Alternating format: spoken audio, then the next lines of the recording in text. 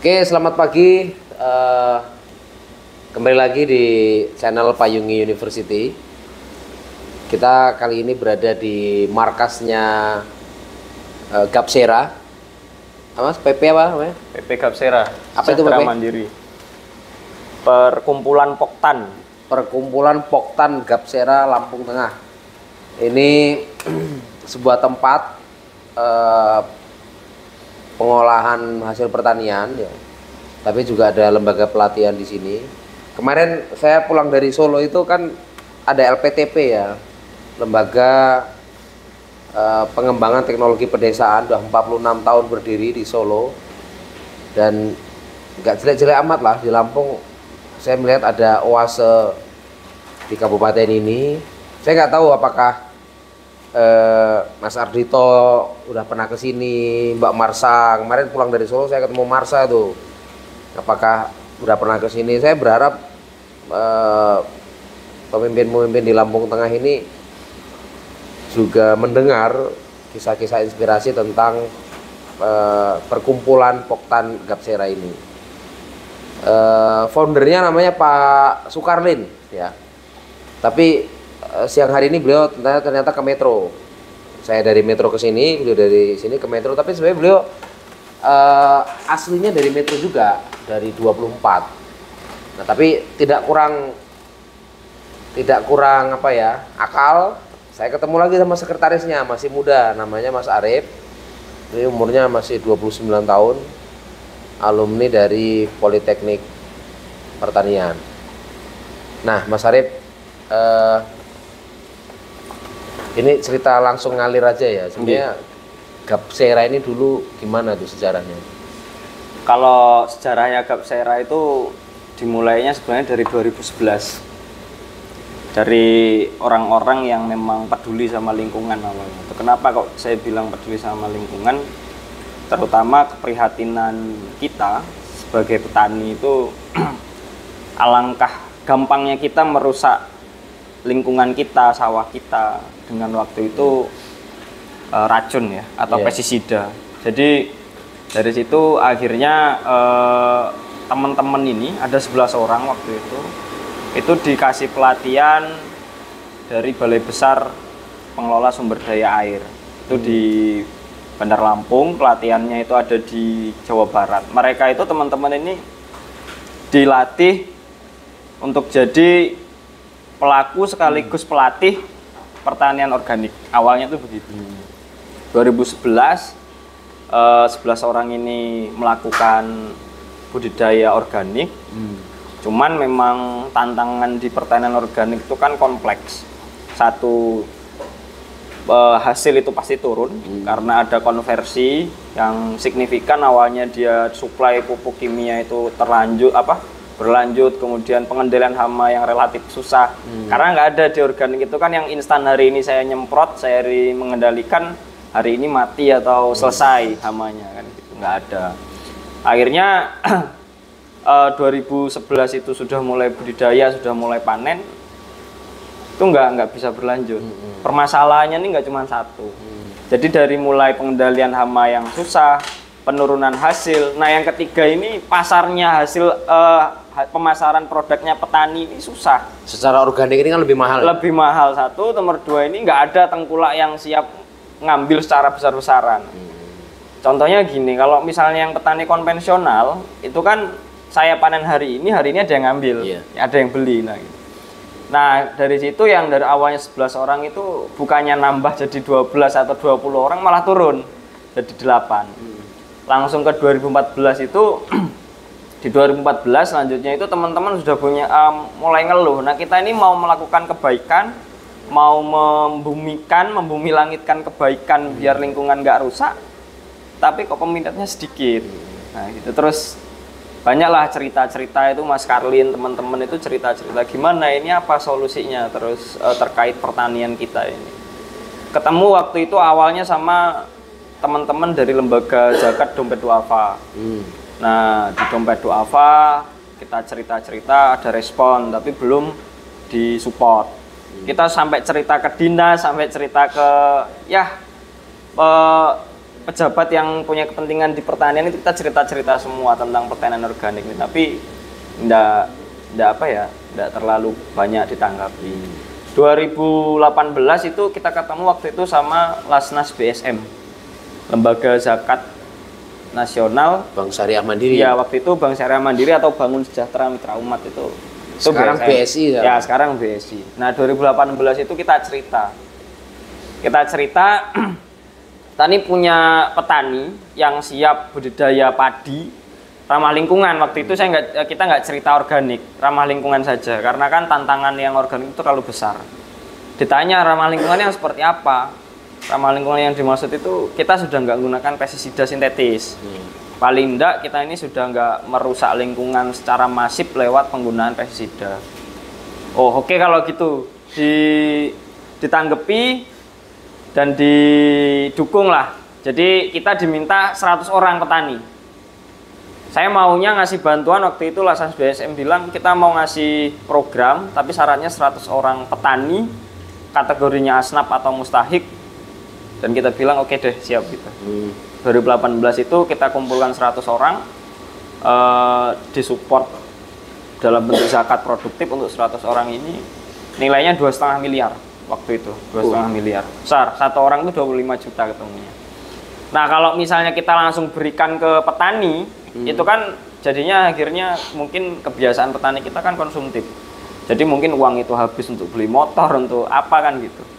Nah, akhirnya ada inisiatif dan disarankan untuk dibikinkan kelompok agar zakat itu tetap produktif, masih ada manfaatnya. Dikumpulkanlah uang itu 2,5 miliar itu lewat kepercayaan antara petani dengan pengurus Gapsera. Kita bentuk Gapsera, kita bikinkan pabrik, kita belikan mesin, terus kemudian untuk budidayanya, kemudian untuk beli gabahnya. Tuh, akhirnya 2019 Februari itu kita sudah di-launching program ini, kita punya merek produk Brasera non pestisida yang memang benar-benar bebas residu pestisida. Itu dibuktikan sama lab Sukopindo, kita coba uji ke sana, ternyata memang benar produk kita selama nggak menggunakan pestisida itu kita no detected, produk kita itu nggak ada pestisida yang tertinggal. Dan itu sekarang udah ada di PB Swalayan ya? Swalayan di Lampung itu mulai dari Merapi, Bandar Jaya, Proklamator, Metro 2115 sampai Bandar Lampung itu ada. Dan beberapa ada di koperasi karyawan, kayak di koperasi karyawan Bank Indonesia di Provinsi Lampung yang di KPWBI Lampung, kemudian koperasi karyawan Bapeltan, dan reseller kita udah banyak di Lampung. Oke Mas, ini inti pemberdayaannya begini, kan ngerawat orang ini nggak gampang. Bener. Gimana menjaga komitmen bahwa sejak awal memang Gapsera dibantu uang 2,5 miliar. Bener. Orang tuh banyak yang dibantu sapi dijual, bantu kambing dijual. Benar. Bagaimana Gapsera ini menyadari ini uang mesti bergulir, mesti tumbuh. Kemudian orang-orang anggota dari Gapsera ini punya komitmen apa untuk menjaga sampai hari ini? Jadi gini, memang banyak cerita ya yang teman-teman juga cerita kayak dibantu bentuknya barang sapi, kemudian kambing atau yang lainnya itu. Itu kan kenapa kok bisa hilang atau habis? Itu relatif kepercayaannya orang-orang di sekitar penerima bantuan atau kelompok itu seolah-olah itu punya ketua. Bener kan? Biasanya kan begitu. Ini bantuan turunnya di rumah ketua, akhirnya punya ketua. Nah, kelompok itu juga biasanya kelompok tani atau kelompok apa itu kadang-kadang ada yang double job desk. Kayak misalnya ketua itu ngerekap jadi bendara, kadang megang duit, ya kan? Kemudian jadi sekretaris. Kadang yang berangkat pun yang ketua juga. Nah, ini yang jadi masalah. Nah, di Gapsera itu mau coba kita tumbuhkan, kita bentuk sebenarnya organisasi masyarakat yang baik dan benar itu seperti apa. Nah, di sini tuh ketua ya job desk-nya jadi ketua, bendara ya ada sendiri, sekretaris ya ada sendiri, nggak semuanya dirangkep.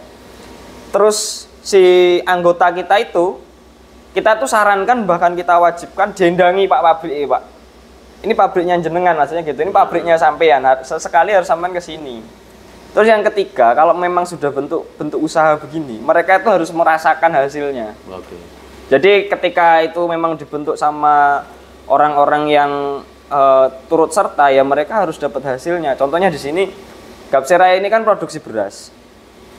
keuntungan dari penjualan beras, teman-teman penerima manfaat atau petani ini atau anggota ini kita kasih hasil usahanya. Nah, kita ada proporsi sendiri, setiap tahun kita kasih, nah itu terusan gitu. Jadi kalau badan hukum yayasan, Badan hukumnya perkumpulan. Jadi kan memang kalau polanya koperasi.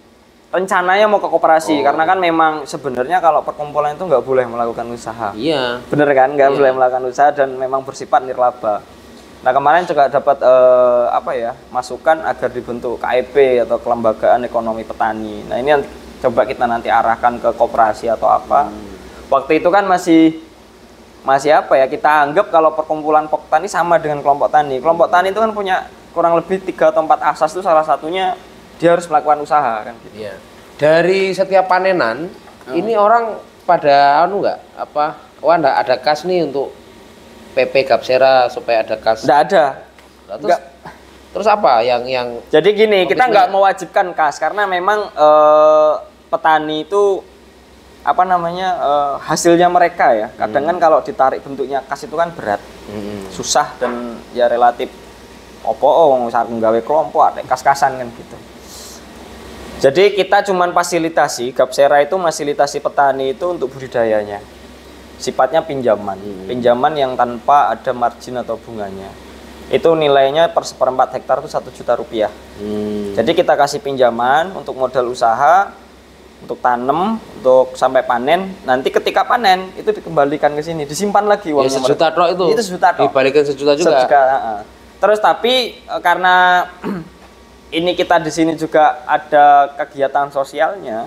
Jadi petani kita itu kita ajarkan mulailah untuk berzakat. Karena kan kalau di pertanian itu kan ada perintah sisihkanlah hasil dari kalian panen atau kalian usaha pertanian itu kalau ada hujan ya 10%, kalau yang irigasi itu kan 5%. Nah, itu kita ajarkan walaupun mereka misalnya belum bisa 5%, ya 2,5% saya bisanya masih tidak apa-apa.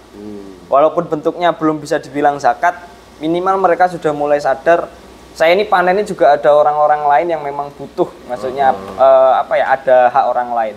Nah, kita manfaatkan dari pengumpulan sedekah atau zakatnya teman-teman tadi itu kayak untuk penggunaan fasilitas ambulan gratis. Di sini kan kita punya ambulan dari BSI juga. Ya, dari BSI. Jadi BSI itu support armadanya, kita support operasionalnya. Itu untuk warga-warga yang tidak mampu gitu. Karena kan kalau misalnya kita di seputiraman ini kan jauh. Kalau kita mau ke rumah sakit yang besar, tetap harus ke metro atau ke Bandar Jaya atau ke Gunung Sugi, itu kan jauh. Juga kalau misalnya mobil ya lumayan lah kan. Kita fasilitasi driver gratis, kemudian bensin gratis gitu. Terus kemudian dari teman-teman yang sudah mulai yang panen tadi, yang nyisihkan hasil panennya itu kita bagikan juga ke yatim piatu, ke warga-warga miskin di sekitaran desa kita ini. Karena kita punya prinsip gini Mas, di sini itu produsen beras. Jangan sampai kalau kita di sini ada produsen beras, terus warga itu sampai kelaparan, nggak bisa makan gara-gara nggak punya beras. Nah itu yang punya tanggung jawab kita. Betul. Nah, jadi kita yang jadi tanggung jawab, yang jadi jadi ujung tombaknya mereka harus pokoknya makan. Gimana caranya? Ya itu kayak bagi beras, kayak yatim piatu, ke warga. Gitu. Itu memang sisi sosialnya itu di situ. Karena akhirnya petani-petani kita pun sadar. Saya itu ikut Gapsera itu nggak cuma nyari untung tok, ternyata saya juga bisa bantu orang lain. Nah itu yang memang perlu disadarkan begitu tuh. Usaha apa aja yang dikembangkan di Gapsera ini? Banyak. Kalau di Gapsera ini, kalau petani kita ini ya budidaya padinya, kemudian hilirnya ya produksi beras ini, kemudian juga kita ada hortikultura, cabai, kemudian ada ikan, ada domba, banyak. Jadi banyak memang satu komplek lah. Awalnya modal untuk mengembangkan yang lain dari mana? Dari uang 2,5 M tadi? Ada uang 2,5 M, kemudian ada support lagi dari BSI Maslahat untuk pengembangan UMKM, disupport lagi ya kita buatkan untuk usaha ikan sama kambing. Gitu. Jadi memang ya gimana ya bahasanya Mas, kita sudah disupport ya dijaga lah gitu kan. Biasanya kan ada yang wis entek-entekan lah, los-los gitu. Iya banyak pengurus tuh nggak amanah gitu. Nah kalau payungi disupport kayak gini ya tambah gede loh. Nah iya maksudnya kan kalau payungi itu saya ngelihatnya udah effortnya juga luar biasa lah, dalam artian memang Kami dari kas musola itu. masyarakat juga sudah. Saya malah pengen kayak payungi itu. Ya. Tapi memang nanti kita tuker pengetahuan ya. Saya pengen belajar tentang kayak Gapsera ini dalam pertanian kami. Mungkin saya malah tadi mikir ini nih kalau PP ini apa pondok pesantren gitu saya kan. Padahal ini kalau jadi pesantren petani satu-satunya pesantren mungkin di Lampung, pesantren petani itu. Karena kami ada pesantren wirausaha. Iya, kalau yang di Bogor itu ada pesantren pertanian. Nah, itu kan keren sekali. Keren. Nah, memang ya di sini ini sebenarnya kita butuh untuk yang wahana pendidikan gitu. Nah, yang memang konsen di pertanian itu kita butuh. Tapi memang harus banyak stakeholder yang ditarik. Kita masuk konten pendidikan pemberdayaan ya. Saya tuh kalau di Payungi kami ada pesantren wirausaha itu adalah sebuah kewajiban bagi pedagang untuk belajar menyatukan hati, menyatukan pikiran, menyatukan visi. Kalau malam Kamis mereka nggak datang, mereka nggak boleh dagang, Mas. Itu salah satunya. Yang kedua, gotong royong Sabtu pagi, Sabtu sore, atau diundi, pedagang itu diundi itu. Terus Minggu setelah gelaran. Kalau nggak datang ya nggak boleh dia dagang. Terus kami itu ada infak ke musola, ada kas dipegang Bu Tri, nanti diumumkan malam Kamis itu. Ada kas sosial kalau ada yang sakit, iuran sapi, kalau ulang tahun kita motong sapi. Kemudian kita ada iuran jalan-jalan, iuran beli seragam, macam-macam lah. Nah, untuk meningkatkan frekuensinya sama, pengetahuannya sama, kami menggunakan metode pesantren wirausaha. Jadi saya ajak baca Quran, sholawatan, Asmaul Husna. Dan ya saya jadi ustadz kalau malam Kamis, nanti saya undang orang juga ngisi kalau saya nggak ada. Kayak nanti kan saya seminggu ini kan di Bandung. Jadi saya mencoba mendorong orang-orang ini tumbuh juga, bukan hanya materialnya, tapi mentalnya juga spiritualnya. Nah di sini nih kok bisa 100 orang ya? 100 orang ini kok frekuensinya sama. Jadi kalau di Bentar, apakah mereka hanya jadi petani biasa atau mereka tidak ikut sebagai penggerak Gapsera? Jadi turut serta jadi penggerak juga. Jadi memang saya juga heran ya, Mas. Jadi 2018-19 tuh awal-awal berdiri itu bahkan kita itu sampai ditentang sama aparat desa. Jadi punya kontrak politik bahasanya, kontrak politik dengan kepala desa, kita nggak boleh ini, nggak boleh ini, nggak boleh ini, nggak boleh ini. Tapi sekarang memang dibalikkan gue dalam artian, oh ternyata warga itu lebih butuh kami. Gitu. Jadi petani kita ini kan nggak cuma jadi tani tok, jadi juga penggerak juga. Dalam artian penggerak itu seperti apa? Yang saya bilang tadi, pemberdayaan itu nggak terputus hanya sebatas di ekonominya mereka saja. Jadi mindset pola berpikirnya mereka itu mau berubah, saya ini nggak cuma bersifat konsumtif, itu salah satu keberhasilan pemberdayaan. Saya harus produktif nih, gitu kan. Biasanya ada orang kalau misalnya dikasih uang 50.000 nih, wes tanggung jajan lah, entek kan gitu. Kurang, jaluk meneh. Nah itu kan PKH itulah. Nah, saya nggak ngomongin yang lain lah dalam artian. Ya saya yang nyebut itu. Jadi dalam artian kan akhirnya mereka terus-terusan jadi konsumtif. Nah di sini tuh kenapa kita kasih pinjaman bentuknya, padahal itu duitnya mereka. Biar mereka tuh ngerasa ada tanggung jawab. Saya tuh harus berusaha semaksimal mungkin karena saya harus tanggung jawab. Bulan musim depan itu saya harus butuh modal lagi. Kalau ada yang rewel, punishment-nya apa? Kalau ada yang rewel karena memang karena misalnya ndak mulangkan uang gitu, kita ndak ada punishment yang berarti dalam artian bapak nyicil ya, yang penting nyicil gitu aja. Nyicil disimpan lagi. Salah satu punishment yang lain misalnya kayak pemotongan hasil usaha, misalnya karena rewel kita kasih 50% aja, tetap kita kasih. Kecuali mereka memang ada yang benar-benar mengundurkan diri, wis aku gak loyal lah Mas. Ada, tetap ada yang namanya berkelompok kan biasa ya, lumrah hal begitu. Terus kalau tadi saya jenengan bilang di Payungi ada pesantren yang kayak begitu ya, itu luar biasa. Di sini ini hanya malam Senin, setiap malam Senin itu ada pengajian karena untuk bapak-bapak sama ibu-ibu petani kita, warga sekitar, biar mereka bisa baca Al-Quran dengan baik dan benar lah. Sebatas sampai di situ dulu sama kayak kajian-kajian biasa gitu. Itu ya tetap kita jalankan. Biar ini syariah banget loh. Jadi anak-anak PPL ekonomi syariah itu nggak salah di sini nih. Ya salah satunya sebenarnya kita tuh mau menceritakan di Gapsera itu kita mau bercerita.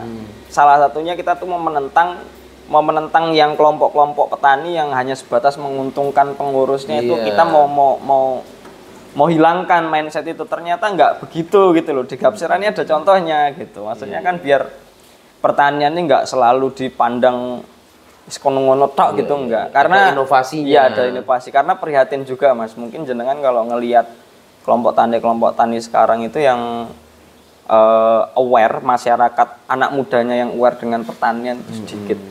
Masalahnya orang yang sepinter kayak jenengan itu nggak banyak. Ada orang kuliah di IAIN, ada kuliah di Politeknik, ada kuliah di Unila. Punya guru cewekan malah. Balik-balik ya pekok. Ya, mungkin ada yang seperti itu. Jadi memang itu kemarin saya cerita sama teman-teman itu. Saya ngobrol sama orang-orang dinas itu. Bapak jenengan kalau punya anak, itu anak jenengan itu suruh jadi PNS atau suruh jadi petani. Jenengan itu orang pertanian, saya bilang gitu.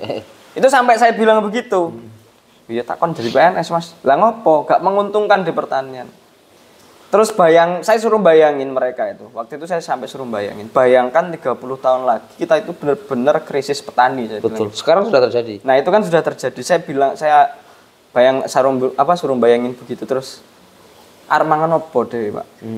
Kita itu SD itu kecil itu kita sudah dididik 3 kebutuhan pokok kita itu. Sandang, pangan, papan atau pangan, sandang, papan. Sekarang tambah keempat. Casan. Nah kan gitu. Kalau pangan ini kita sampai sudah nggak bisa nutupi, resikonya kan nyawa. Kalau sandang sama papan ini kan nggak ada apa-apa lah, nggak kelamben, nggak misalnya nggak di tempat tidur itu kan hal yang biasa. Tapi kalau urusan perut ini loh, ini kan beresiko tinggi sampai mungkin ya ukurannya nyawa. Jadi mereka teman-teman itu saya minta berpikir begitu karena biar masyarakat itu ya mulai paham, mulai sadar bahwa pertanian ini urusannya sama perut sama nyawa, saya bilang gitu. Itu yang saya ceritakan terus-terusan. Makanya teman-teman yang sering PKL di sini, yang sering praktek di sini, yang anak pertanian terutama saya tanyain nanti jenengan lulus mau jadi apa? Wah, PNS Mas gitu. Apa ya tadi ya bilang gitu. Nah, IQ-nya kurang ya Ya begitulah yang jadi poin. Maksudnya kayak jenengan yang sudah mulai menggerakkan masyarakat di payung itu saya apresiasi dan mungkin ya nggak banyak karena memang susah ya Mas pemberdayaan. Asli susah ya. Makanya saya jatuh cinta sama tempat ini sejak awal. Terus saya tadi dari rumah mikir wah saya akan ketemu. Ini juga nggak kalah penting karena ini dulu organisasi nggak jenengan? Organisasi. Apa organisasi? Saya mulai dari SMP itu mulai Pramuka Ibnu, SMA ya Pramuka Ibnu, kuliah ya BEM, kemudian KMNU ya ikut-ikut lah. Oh, jadi kelompok Nadine bersatu ini. Dulunya begitu, terus semakin kesini, semakin saya mulai paham bahwa memang organisasi itu leadershipnya kita itu nggak dituntut pinter di kampus kok. Waktu itu saya prinsipnya begitu. Saya itu nggak jadi apa-apa kalau cuma pinter di kampus biasanya gitu. IPK itu hanya mengantarkan kita pada dunia kerja. Nah, benar. Itu pun kadang nggak semuanya. Teman saya juga ada yang kumlot 3,82 ya wis nganggur ya. Nganggur banyak juga. Tapi kalau organisasi mengantarkan kita pada kepemimpinan, leadership dan sebagainya. Saya mulai turut organisasi di masyarakat itu mulai Karang Taruna itu 2011, terus mulai ikut Gapoktan itu 2015. Saya masih bujang tuh udah ikut Gapoktan. Udah mulai ikut kelompok tani. Jadi ini juga seumuran Payungi ini ya. Ya. 18 loh. Iya benar. Saya keinget lah waktu itu, cuman saya memang belum pernah berkunjung ke sana, cuman ngelihat IG-nya, payung itu luar biasa. Jadi emang ya perlu diapresiasi di sekelas sana itu sudah ada hal yang itu. Lampung ini mesti harus diceritakan yang baik-baik. Jangan jalan jelek terus Lampung Tengah ini kan. Ya kan? Kalau ngelihat di TikTok itu kan, saya kemarin itu sempet seharian tuh ngelihat Lampung ya mulai sejarahnya sampai ada warga Lampung, komunitas Lampung yang di Cikoneng, Banten itu saya ngelihat. Terus yang muncul tuh selalu kalau nggak begal ya jalan rusak. Itu kalau di Lampung tuh begitu mindsetnya. Kenapa ini Lampung ini ada apa gitu? Padahal di Lampung ini nggak cuma itu tak gitu. Ada potensi-potensi yang luar biasa. Ini yang apalagi Lampung Tengah. Kita sekitaran Lampung Tengah Metro ini nggak ada kan wisata yang kayak pantai, gunung. Oh iya. Nggak ada. Jadi Lampung Tengah ini, tapi air terjun ada sebenarnya. Iya air terjun jauh juga. Jelek jalannya kan gitu. Harus ke Sendang Agung sana kan jauh juga. Jadi memang Lampung Tengah ini tidak ada wisata yang bahasanya bisa menarik Potensi besarnya pertanian. Pertanian. Nah, itu ya akhirnya apa yang bisa kita bisa kembangkan di sini pertanian. Kita tuh waktu itu juga sudah mulai cili-cilian nanemi selosia, nanemi bunga-bunga awalnya jenenge marigold itu di sawah. Ya sudah mulai ada yang datang mau spot-spot foto. Kita ada Taman Wisata Segar Asri itu di tengah sawah. Itu ya belum kita kembangkan secara signifikan karena memang ternyata ya lumayan mas, lumayan kalau wisata itu kita mau bikin wisata. Terus aksesnya juga kita masih terbatas di sini. Makanya saya kepikiran payung itu bisa nggak diadopsi di sini? Bisa mas. Nah itu saya kepikiran itu kayaknya bisa nih mas. Waktu itu sudah pernah saya utarakan, kayaknya dewe legor gawe dalan yang di tengah-tengah sawah gitu terus konwong dagang dek kono okeh kon sawah kene. Apalagi ini jalan lintas. Nah, ya gitu maksudnya kayaknya memang ya prospek lah nantinya kedepannya bisa jadi wahana gitu. Terus apa mas? Mimpi Gapsera ke depan apa yang belum yang ingin diwujudkan dan ya selain pasar tadi loh. Kalau yang mimpi kita itu kita mau bantu orang tuh sebanyak mungkin. Jadi sekarang itu di sebatas 100 orang itu pun lewat fasilitas. Kita coba lewat kemandirian, kita mau bantu orang sebanyak mungkin. Itu yang belum kesampaian sampai sekarang. Jadi sekarang itu ada 100 orang sampai 150 orang, target kita ya bisa sampai ribuan orang. Ya itu harus memperbanyak penggerak itu. Iya, ya itu salah satunya kita sudah mulai ya ngebar nih sayap lah mas, mulai teko seputih banyak kita sudah ada mitra Kota Gajah, ada mitra Punggur, ada mitra. Itu mitra kita. Biar menebar kebaikan, sama-sama bisa bantu orang. Lewat usaha intinya mereka di pertanian. Itu intinya kita tuh pengen bantu orang kok. Enggak lah. Ini ada P4S juga ya? Ada pusat pelatihan pertanian pedesaan swadaya kita ada juga yang namanya Saung Bambu. Ya kalau dibilang vakum ya enggak, tapi kan kebanyakan kalau P4S itu jadi objek tempat pelatihan yang memang harus berkualitas kalau kita mau muncul gitu. Nah, kita juga lagi upayakan biar semuanya. Karena SDM-nya harus SDM-nya harus siap. Itulah. Kami kan ada sekolah desa ya di Payungi, sama sekolah seni. Terus ya tamu kami banyak sih kemarin dari Bogor, dari Lampung Tengah ada, bahkan udah masuk ATLI ya? UNS dari Solo. Malah keren mas kalau misalnya tidak ada keterikatan dengan, mohon maaf ya, pemerintah yang memang kita kan ternyata bunyinya gini akhirnya. Kita ini bisa mandiri tanpa harus begitu. Iya. Itu yang memang juga pengen kita gaungkan gitu. Dalam artian kelompok itu jangan melulu harus pemerintah. Namanya orang berkelompok kan berarti bukannya anti pemerintah enggak? Bukan, iya. Spiritnya nanti beda. Iya, spiritnya memang kita kan spirit kemandirian di situ sama pemberdayaan. Keren tapi Payung itu salah satu jenengan bisa jadi inisiatornya terus menggerakkan. Berapa orang sih? Oh iya, banyak kalau sedesa kayak ya. Pedagangnya itu ya hampir 200-an. Karena satu tenan itu bisa 4 sampai 5 pedagang. Ada 65 tenan. 200-an dagang tamu ya hampir 2000 lebih lah, 2000 lebih. Muamalahnya jalan, pemberdayaannya jalan. Nah, ini yang mau saya tiru malah lembaga amil zakatnya ini.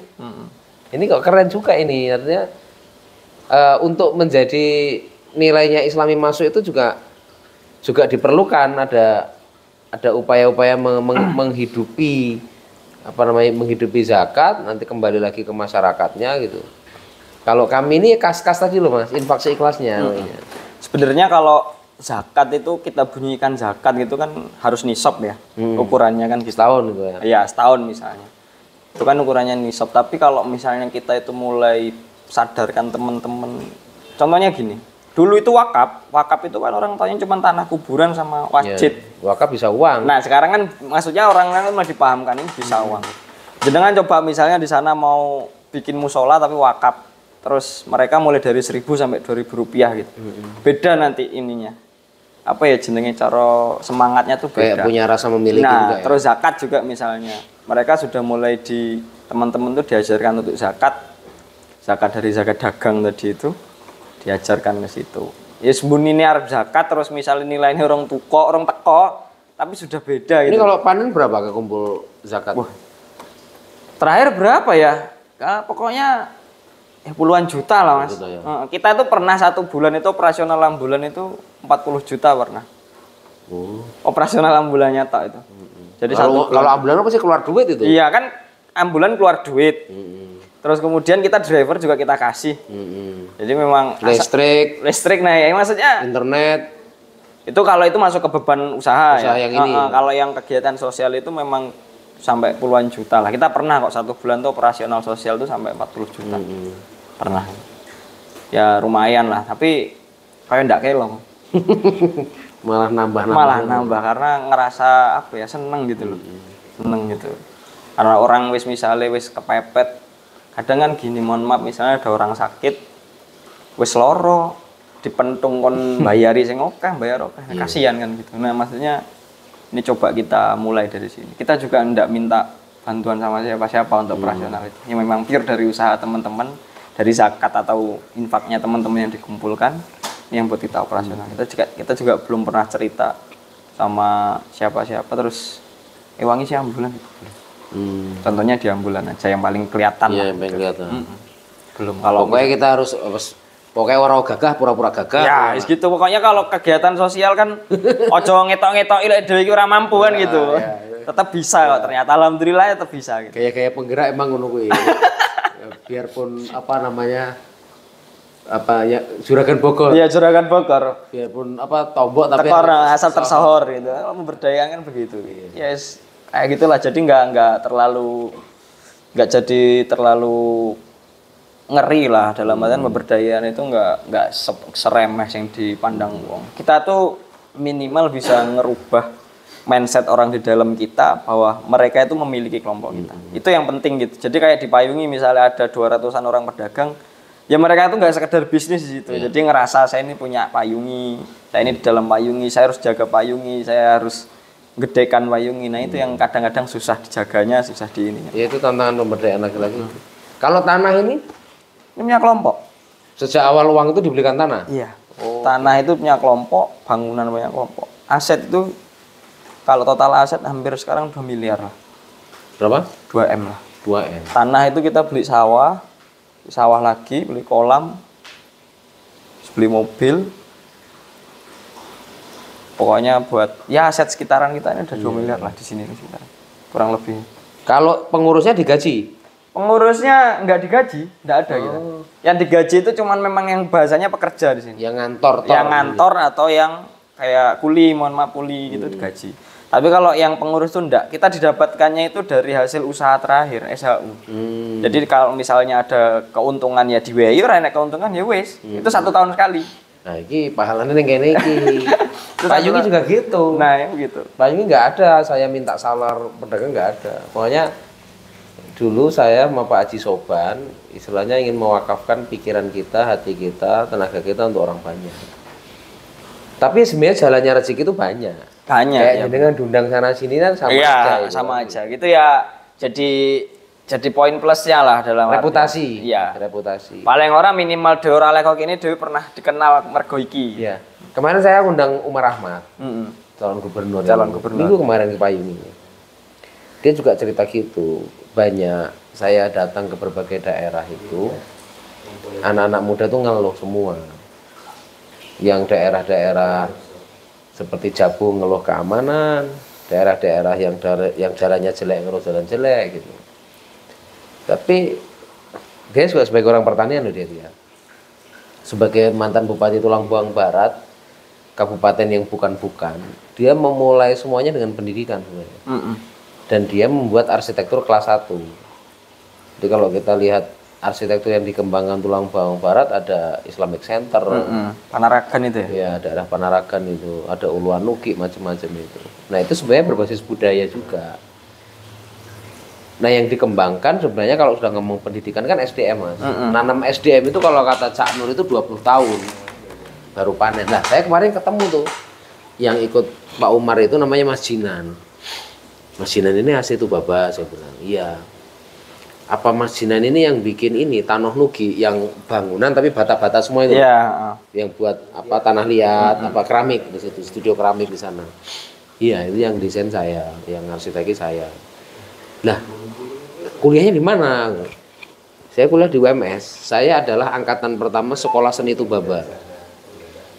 Makanya Pak Umar pernah ngomong gini, orang-orang yang dulu pernah saya didik 7 tahun yang lalu kita memulai sebuah sekolah berbasis seni Jadi orang habis sekolah formal, tapi dia langsung ke Ulwanugi untuk belajar apa? Puisi, sastra, macam-macam. Mereka tuh jadi punya karakter. Apa jati diri anak-anak ini bukan untuk jadi seniman, tapi supaya mereka punya konsepsi seni, cara hidup seni, cara berpikir seni gitu. Nah, kemudian setelah dia kuliah UMS pulang, sekarang jadi arsitek. Terus dia ngomong gini, nggak semua anak Tubaba juga mau berkorban seperti saya. Karena kan kita ikut Pak Umar ini juga mengorbankan pikiran, hati kita untuk semua orang. Dan saya keliling kayak gini juga sebenarnya nggak cari duit dari sini. Kalau saya nyari duit ya karena reputasi saya mengerjakan ini dan saya kan akhirnya memperbanyak jejaring. Banyak anak-anak muda itu nggak mau berkarya, pengennya kerja. Itu tuh sudah salah arah menurut saya. Jadi dia itu sejak awal lulus yang dicari kerja, bukan karya. Padahal wong dulu kalau ditanya, Pak Rarendi, arak Makario. Makario itu ora golek duit. Makario itu berkarya. Iya benar. Nah, sekarang nih mimpi orang tuh jadi pendek, kerja untuk duit. Padahal kalau dia berkarya, karya dia itu akan bawa dia kemana-mana. Aku ngelihat itu disampaikan di situ. Iya memang susah sih dalam artian mungkin jenengan itu nemunya kayak di sini saya gitu. Terus ya ini wasa loh. Iya, nemu di tulang bawang bara tadi yang timnya Pak Umar Ahmad. Terus nemu di mana gitu satu. Kita tuh saya ini kebiasaan juga Mas kayak ngelihat itu yang muncul-muncul di daerah lain. Kita tuh kadang lupa di lingkungan kita ini sebenarnya banyak gitu. Nah, itu yang saya juga apa ya akhirnya agak nggak bisa bahasanya kurang bisa narik teman-teman. Nah Mas Karlin ini teman-teman itu dulu bisa narik saya. Kenapa saya nggak bisa narik teman-teman saya yang lain? Nah ini aku punya usul nih. Ini harus ada sekolah tani. Sekolah tani dalam arti untuk mereka-mereka punya komitmen ketemuan di sini. Kalau bahasanya pesantren wirausaha kan agak biye. Atau gerakan yang paling solid kalau kita baca-baca banyak jurnal itu gerakan perempuan. Payungi seperti itu tuh sebenarnya 90% isinya perempuan. Iya, karena pedagang-pedagang itu ya. Mohon maaf, nek bapak-bapak itu kakean ngopi, kakean ngudut, tangi awan. Tapi kalau emak-emak ini ya, ini hebatnya emak-emak. Emak-emak itu kalau udah dapat duit, urusannya dapur ngepul, dipertahankan mati-matian. Iya, benar. Itu kalau emak-emak. Nah, apalagi sekarang dipayungi ya kayak gudeg gitu. Penghasilan per gelaran kayak kemarin itu bisa 8 sampai 10 juta. Per gelaran tuh dia pendapatannya 8 sampai 10 juta. Kalau kuliner kan biasanya setengahnya. Getuk bunane Sundang Jagung itu bisa 2 juta. Tak tanya, Bu, pinten modal jualan getuk? Ya nek biyen aku ya 200.000, saiki modalku wis 700. Lah untuk pergelaran pinten, Bu? Wis 2 juta. Berarti dia pergelaran 1.300.000. Iya. Resik kuwi. 1.700.000. 1.300.000 selesai. Kalau kali 4 kali gelaran dia punya 5,2 juta ini. Ya mungkin nanti bisa kolaborasi dengan Payungi. Soalnya buntu sih Mas. Maksudnya buntu tuh kalau misalnya sampai muni sekolah tani gitu. Kita bener ada wadahnya P4S itu. Tapi saya tuh buntu dalam artian buntu ini kudu ngopo, kudu piye gitu masih buntu. Mungkin nanti kolaborasi. Medsosnya main nggak medsosnya? Ya main sih, main dalam artian masih sebatas kayak ya informasi-informasi sing produk, informasi-informasi kayak ya hari-hari besar gawe ucapan ngono-ngono tok. Sampai percaya nggak kalau dukun itu saktinya di luar? Benar percaya. Kan kita ngerasain itu ya? Iya. Nah, tapi sekarang saya balik argumen itu. Libatkan yang sekarang sedang SD, SMP.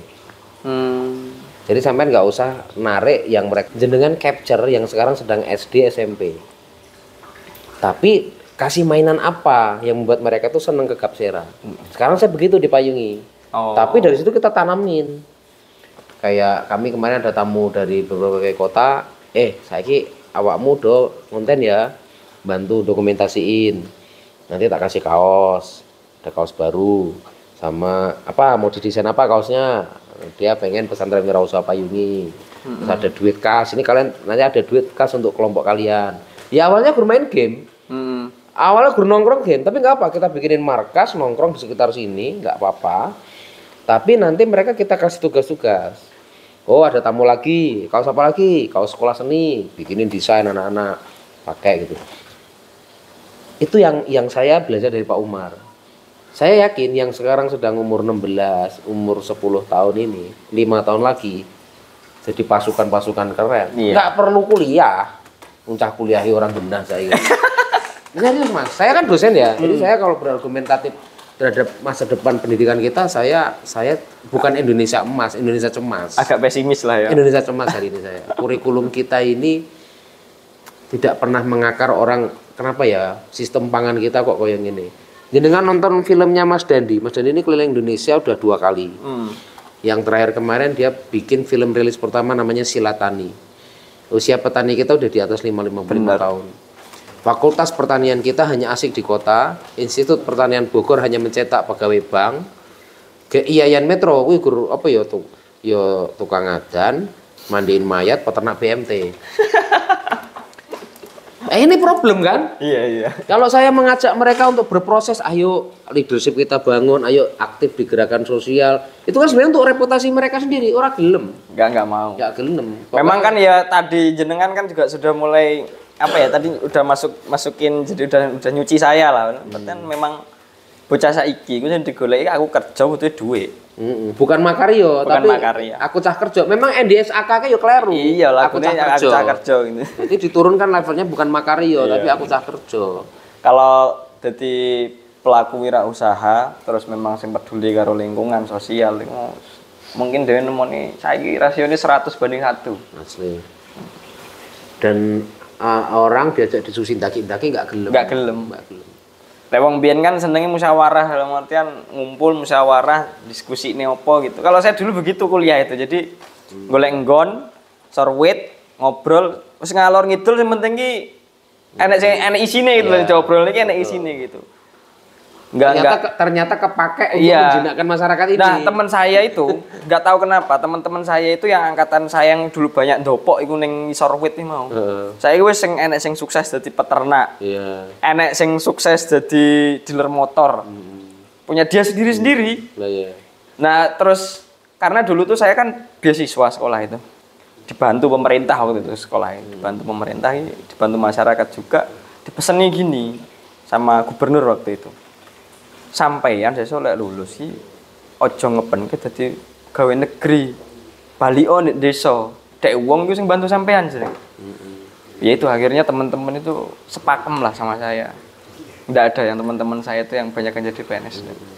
Jadi ya balik ke desa entah wirausaha, ada yang ke kelompok tani juga. Ya, terkenal juga kok akhirnya. Terkenal juga. Ada yang teman saya itu saya tanyain utangmu wis piro, saya tanyain gitu kan. 700 juta wesan. Sudah biasa gitu bunyi gitu tuh udah biasa. Itu teman enggak PNS enggak apa ya gur usaha di utang ya biasa bang usaha di utang kan gitu. Usaha di utang. Nyukupi anak bojo katanya. Aman aku saiki juga gitu dalam artian nyaman juga kok di utang.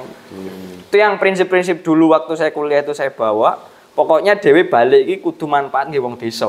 Waktu itu saya begitu prinsipnya kita. Akhirnya enggak ada yang jadi PNS. Orang-orang yang terus menanam kebaikan dia akan diketemukan dengan kebaikan yang lain. Insya Allah. Saya percaya itu. Termasuk ya ini jodoh saya ke sini. Siapa tahu ke depan saya bisa bawa tim ke sini atau dengan berkunjung ke sana. Ya insya Allah nanti saya kunjung ke sana lah insya Allah. Apalagi Mas Karlin kan juga orang Metro. Iya.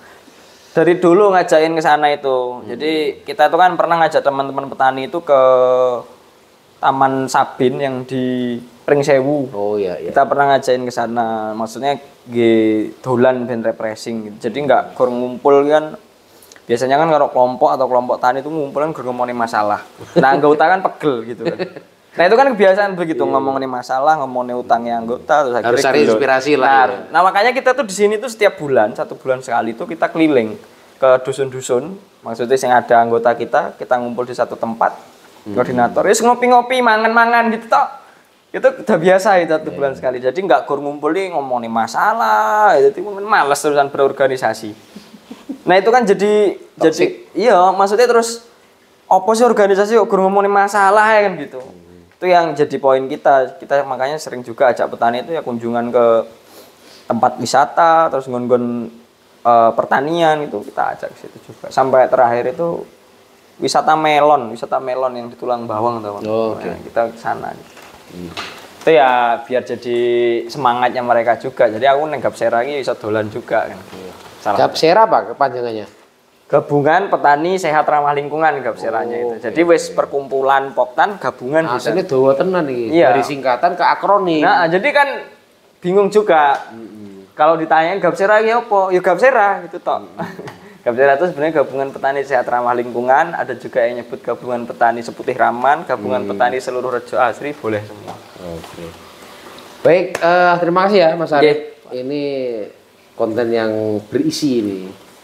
Terima kasih banyak Mas Arif. Mas Arif, kita salam payungi. Oh, salam payungi. Salam payungi. Luar biasa.